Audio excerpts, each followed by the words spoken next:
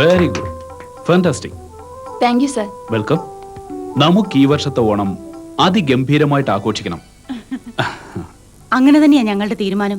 ഭർത്താവും കുട്ടികളും എല്ലാം ചേർന്ന് ഒരു അടിപൊളി ഓണം. കേട്ടോ സാറേ, എന്റെ കല്യാണം കഴിഞ്ഞിട്ട് ആദ്യത്തെ ഓണമാ. ശമ്പളം കൊണ്ട് ഒന്നിനും തികയത്തില്ല. എങ്കിലും കടം വാങ്ങിച്ചെങ്കിലും ഒന്ന് അടിച്ചു പൊളിക്കണം. അടിച്ചു പൊളിക്കണ സോമ. നിങ്ങൾ എല്ലാവരും കൂടെ ചേർന്ന് സ്വന്തം കുടുംബത്തെ കുറിച്ച് പറഞ്ഞ് സാറിനെ വിഷമിപ്പിച്ചാൽ എങ്ങനെ? അതിപ്പോ ഞങ്ങളുടെ കുഴപ്പം കൊണ്ടാണോ സാറിന് ഭാര്യയും മക്കളും ഒന്നും ഇല്ലാത്തത്?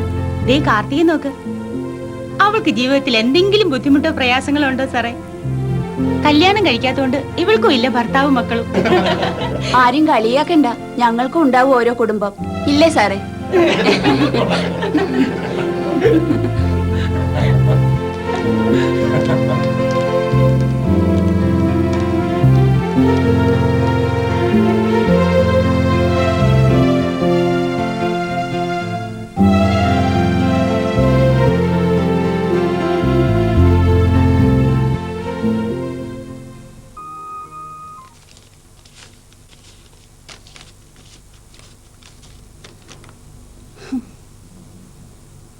എണ്ണിച്ചോട്ട് അപ്പം പോലെ 2000 ഉണ്ട്. ഇത്രയും കൂടെ ഉണ്ടെങ്കിൽ ഒന്ന് പിടിച്ചു നിൽക്കാൻ പറ്റൂ. ഡ്രസ് എടുക്കണമെങ്കിൽ വേണം രൂപ 2000. ശേഖര സാറിനോട് ചോദിക്കടി, അങ്ങേരാണെങ്കിൽ കിട്ടുന്ന പണം എന്ത് ചെയ്യണമെന്ന് അറിയാതിരിക്കുക.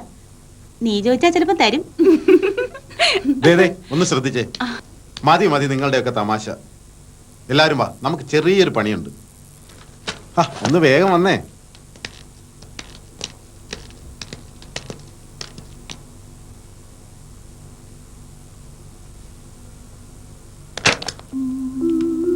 ആ വരൂ വരൂ.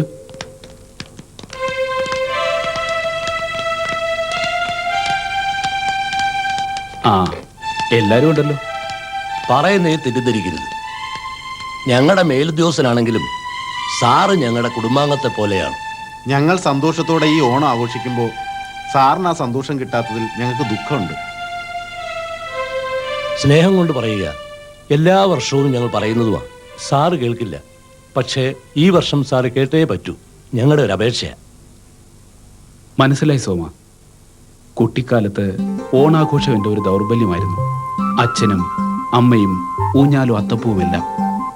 പക്ഷേ ആ കാലം പോയില്ലേ. ഇന്നെല്ലാം ഓർമ്മകൾ മാത്രം. ആരുമില്ലാത്ത എനിക്ക് എന്താ ആഘോഷം? നിങ്ങളൊക്കെ ആഘോഷിക്കുന്നത് കാണുന്നതാ എൻ്റെ സന്തോഷം. എന്താ ശരിയല്ലേ? ഒന്നുകിൽ സാറ് ഞങ്ങളുടെ ആരുടെയെങ്കിലും വീട്ടിൽ വന്ന് ആഘോഷത്തിൽ പങ്കുചേരണം. അല്ലെങ്കിൽ ഇക്കൊല്ലം ഞങ്ങൾ ആരും ഓണം ആഘോഷിക്കുന്നില്ല. സാറിന് ലഭിക്കാത്ത സന്തോഷം ഞങ്ങൾക്കും വേണ്ട. നാട്ടിൽ പോകുന്നില്ലെങ്കിൽ എൻ്റെ വീട്ടിൽ വരണം സാറേ. ഞാൻ വലിയ ധനികനൊന്നും അല്ലെങ്കിലും ഉള്ളതുകൊണ്ട് ഒരു ചെറിയ ആഘോഷം. എന്തു തന്നെ ആയാലും സാറ് ഞങ്ങൾക്ക് വാക്ക് തരണം, അല്ല ഞങ്ങൾ പോവില്ല.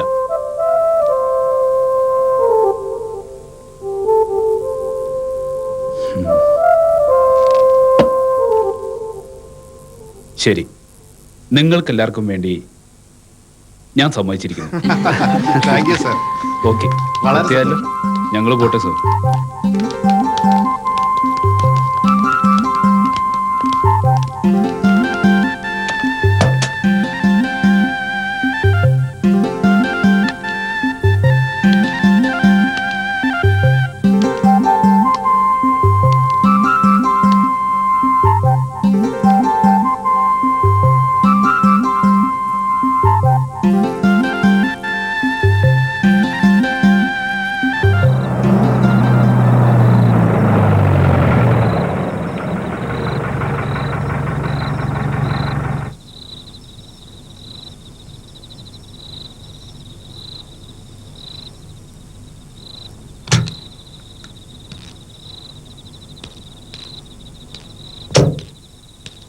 എത്രയായി?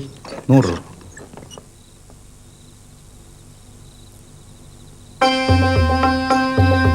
ശിവ ശിവ, ഞാൻ എന്തായി കാണുന്നത്?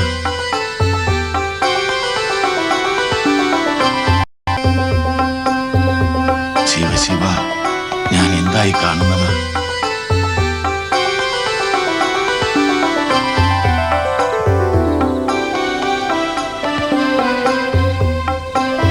എന്നാലും എൻ്റെ കുഞ്ഞെ, ഒന്ന് വരാൻ തോന്നിയല്ലോ. വടക്കേപ്പാട്ട് ഭഗവതിക്ക് ഇനി രാഘവന്റെ വകയാണ് നെയ്വിളക്ക്. രാഘവേട്ടന് സുഖമാണല്ലോ?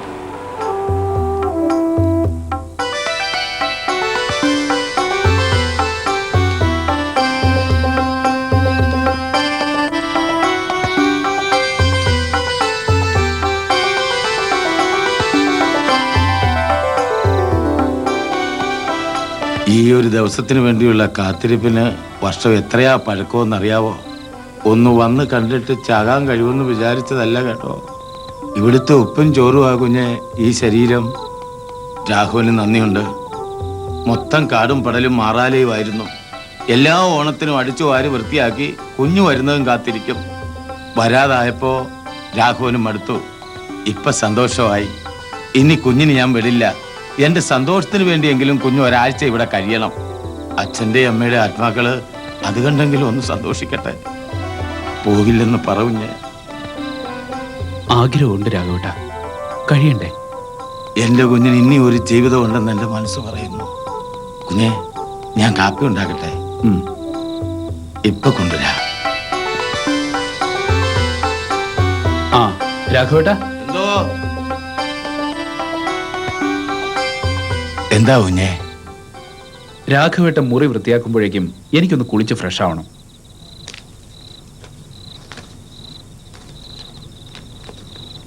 രാഘവേട്ട, രാഘവേട്ടന് വേണ്ടി ഈ ഓണം നമുക്കിവിടെ ആഘോഷിക്കാം. അടുത്ത ഓണത്തിന് നാം ആരൊക്കെ കാണുമെന്ന് ആർക്കറിയാം? വേണ്ട സാധനങ്ങളൊക്കെ വാങ്ങിക്കാം.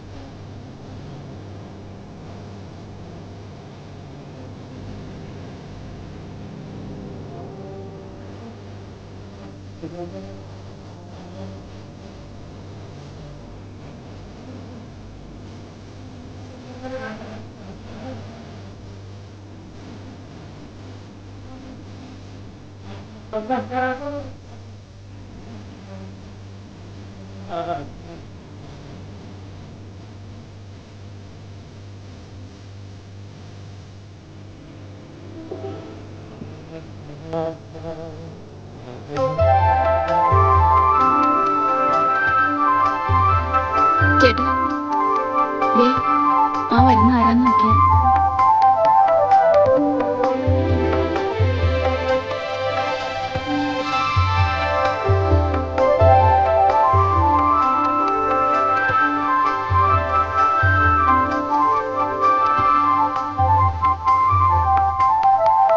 Hello hello. ശേഖരൻകുട്ടി വന്നു ഞാൻ അറിഞ്ഞു. നാട്ടിൽ വരാൻ ഭയങ്കര മടിയായിരുന്നു അല്ലേ? എന്തു പറ്റി? അങ്ങനെയൊന്നുമില്ല. ഇനി ഇത്ര ദിവസം ഉണ്ടാവും. ഒന്നും തീരുമാനിച്ചിട്ടില്ല. ആരാ മമ്മിയത്? ഒരങ്കിൾ. മമ്മി പറയാറില്ലേ കവിത എഴുതുന്ന ശേഖരനമ്മ? ആ, എനിക്ക് അത്യാവശ്യമായ സ്ഥലം വരെ പോകാനുണ്ടായിരുന്നു. ശേഖരൻകുട്ടി തറവാട്ടിൽ തന്നെ ഉണ്ടാവുമല്ലോ. ഉണ്ടാവും. നമുക്ക് വീണ്ടും കാണാം. അങ്ങനെ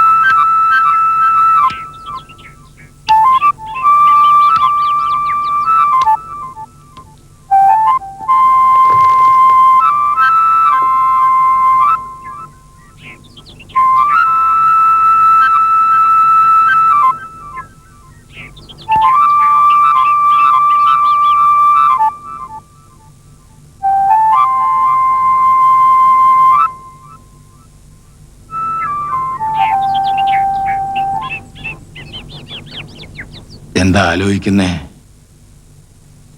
വർഷങ്ങൾക്ക് മുമ്പുള്ള ഈ തറവാട്ടിലെ ഓണത്തെക്കുറിച്ച് ഞാൻ ചിന്തിച്ചുപോയി. മുറ്റത്തെ ഊഞ്ഞാൽ, പൂക്കളം, എന്തെല്ലാം കൊണ്ടാടി തറവാടാണിത്. അമ്മ, അച്ഛൻ, എല്ലാം ഇന്നൊരു ഓർമ്മ മാത്രം. ആ ഓർമ്മകളല്ലേ കുഞ്ഞെ ഒരു കണക്കിന് നമ്മുടെയൊക്കെ നിധി. ആ,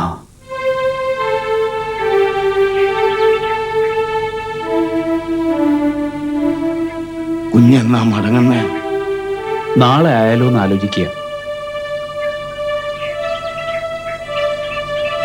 ലീവ് ഉണ്ടല്ലോ, കുറച്ച് ദിവസം ഇവിടെ കഴിയണം. വർഷങ്ങൾക്ക് ശേഷം വരുന്നതല്ലേ. നേരാ. എന്നാലും എന്തോ ഈ ഗ്രാമം എന്നിൽ നിന്ന് അകന്നുപോയി. അതൊക്കെ വെറും തോന്നല ആയിരിക്കാം.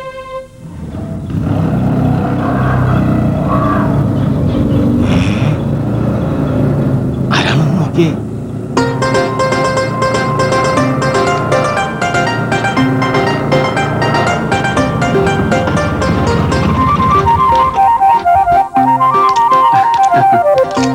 വരണം വരണം. എന്തോ ഇരിക്കാം. രണ്ടുപേരുടെയും കൂടെ ഒന്നിച്ചുള്ള വരവിന് എന്തോ ഉദ്ദേശം ഉണ്ടല്ലോ. ഉണ്ട്, പറയാം. വർഷങ്ങൾക്ക് ശേഷമല്ലേ ശേഖരൻകുട്ടി ഈ നാട്ടിലേക്ക് വരുന്നത്. ഇപ്രാവശ്യത്തോളം ഞങ്ങളോടൊപ്പം ആവാം. ഇവൾക്കാണെങ്കിലേ ഒരേ നിർബന്ധം. അതുകൊണ്ട് ശേഖരൻകുട്ടിയെ ക്ഷണിക്കാൻ വന്നതാ. വരണം, എതിര് പറയരുത്.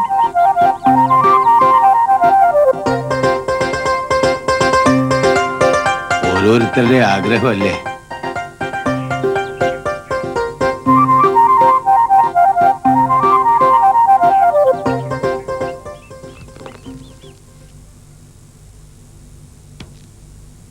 നിങ്ങളെല്ലാവരും കൂടെ എന്നെ വിഷമവൃത്തത്തിലാക്കുകയാണ്. നഗരത്തിൽ താമസമാക്കിയതോടെ, ഒറ്റയ്ക്കായതോടെ ഓണവും ഓണനിലാവും അത്തപ്പൂക്കളവുമൊക്കെ എന്റെ മനസ്സിൽ നിന്നും മാഞ്ഞു പോയതായിരുന്നു. വർഷത്തിൽ ഒരിക്കൽ വരുന്നതല്ലേ ഓണവും വിഷുവും സംക്രാന്തിയും ഒക്കെ. അതൊന്നും ആഘോഷിക്കാതെ വിടരുത്. പുനർജന്മത്തിൽ വിശ്വാസം ഇല്ലാത്തതുകൊണ്ട് പറയുകയാണ്. നമ്മളൊക്കെ ഈ ഭൂമിയിൽ ജീവിക്കുന്നിടത്തോളം കാലം ഇതൊക്കെ ആഘോഷിക്കണം.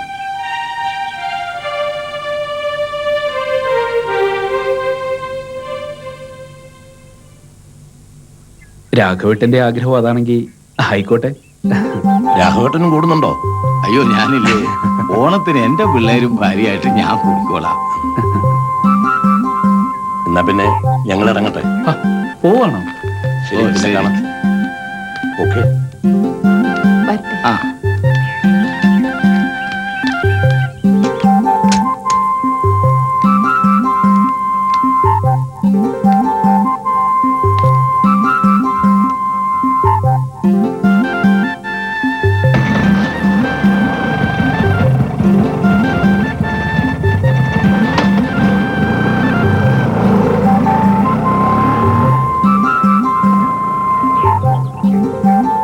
ഇവരിത്ര ഐക്യത്തോടെയാണ് കഴിയുന്നതെന്ന് ഞാൻ അറിഞ്ഞില്ല. എന്ത് നല്ല കുടുംബ ബന്ധം. ചിലർ ചിലത് മോഹിക്കുന്നു. മോഹിക്കുന്നത് കിട്ടാതെ വരുമ്പോൾ ഉള്ളതിൽ സംതൃപ്തി അടയുന്നു. അതല്ലേ മനുഷ്യജീവിതം.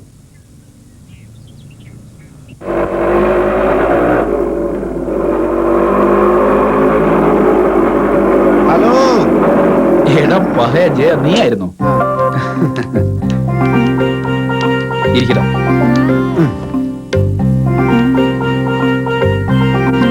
ഒരു സിഗരറ്റ് വലിക്കുന്ന വിവരമൊന്നുമില്ലല്ലോ. ആ.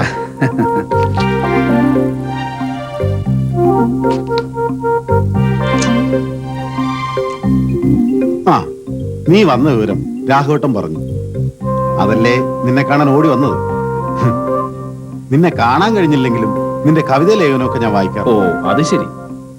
എന്തൊക്കെയുണ്ട് വിശേഷങ്ങൾ? നിന്റെ വിശേഷം പറ, കേൾക്കട്ടെ. ആ, വിവാഹിതനായി 2 കുട്ടികളുടെ അച്ഛനുമായി. ആഹാ, അത് ശരി.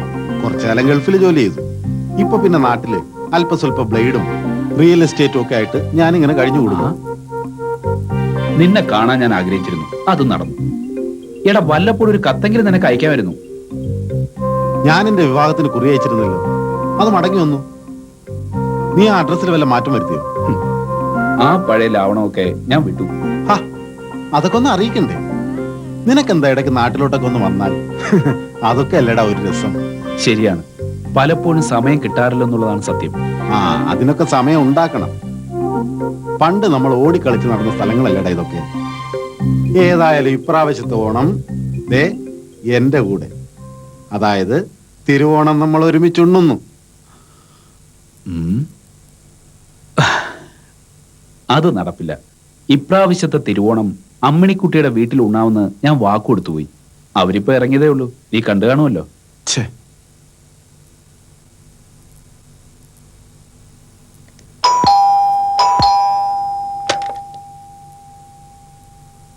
ഹലോ, ആരാ ഇത്? വരണം വരണം. ഹലോ.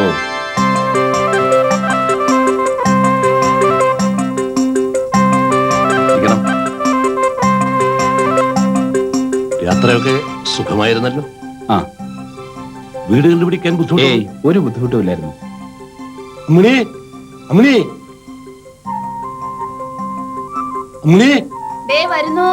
പിന്നെ എന്തൊക്കെയുണ്ട് ശേഖരൻകുട്ടി വിശേഷങ്ങൾ? ആ, കഴിഞ്ഞ ആഴ്ച നിങ്ങളുടെ ഒരു കവിതാ സമാഹാരം ഞാൻ വായിച്ചു. വളരെ മനോഹരമായിരുന്നു കേട്ടോ. Thank you. എനിക്ക് കൺഗ്രാലേഷൻ പറയാതിരിക്കാൻ സാധിക്കുന്നില്ല. അത്രയ്ക്ക് എനിക്ക് ആ കവിതയോട് എന്തോ ഒരു അടുപ്പം തോന്നിപ്പോയി. ആ, ദേ വന്നല്ലോ. വരില്ലെന്നാ ഞാൻ കരുതിയത്. ആ, അമ്പലത്തിൽ വെച്ച് കണ്ടപ്പോ ചോദിക്കാൻ വിട്ടുപോയി. മക്കളൊക്കെ ഏത് ക്ലാസ്സിൽ പഠിക്കുന്നു? ഞാൻ 5th ആഹാ, 6th സ്റ്റാൻഡേർഡ്. എന്താ മക്കളുടെ പേര്? ഇവൾ ശ്രുതി, അവന്റെ പേര്. താങ്കളുടെ പേര് തന്നെ ഇട്ടിരിക്കുന്നത് ശേഖർ, ശേഖരൻകുട്ടി.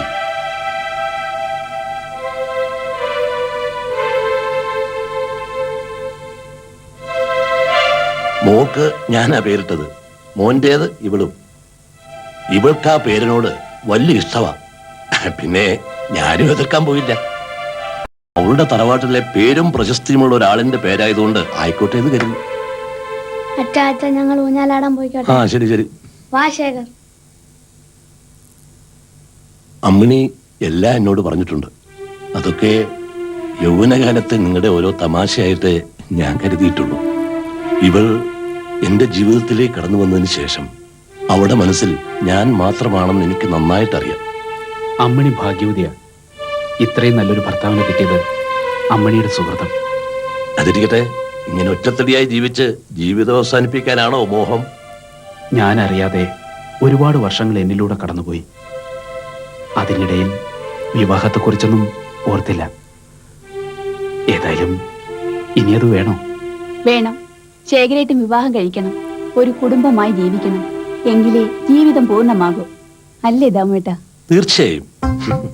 നോക്കട്ടെ, ആലോചിക്കാം. അടുത്ത ഓണത്തിന് തറവാട്ടിലേക്ക് എത്തുമ്പോ ഒരു ജീവിതസഖി കൂടി ശേഖരനോടൊപ്പം ഉണ്ടാവുമെന്ന് ഞാൻ പ്രതീക്ഷിക്കട്ടെ. എന്താ ഒരു മൗനം? കേട്ടോ മണിക്കുട്ടി, ഈ ഓണത്തിന് ശേഖരൻകുട്ടി നമ്മോടൊപ്പം ഇരുന്ന് തിരുവോണമെന്നും അടുത്ത ഓണത്തിന് നമ്മൾ രണ്ടുപേരും ശേഖരൻകുട്ടിയും ശേഖരൻകുട്ടിയുടെ ജീവിതസഖിയോടൊപ്പം ഇരുന്ന് തിരുവോണമെന്നും. എന്താ ശരിയല്ലേ? ആയിക്കോട്ടെ. ആ, സമയമായി. ഊണ് കഴിക്കണ്ടേ മണി? ശരി. ശേഖരൻകുട്ടി, ഓണമൊക്കെ അല്ലേ? പ്രത്യേകിച്ച് ഹോബി എന്തെങ്കിലും? അതുമില്ലേ? അതൊന്നുമില്ല. എന്റെ ഭാര്യയാണ്ട് പറയുന്നല്ല, അവളൊരു ശുദ്ധ ഭാവ.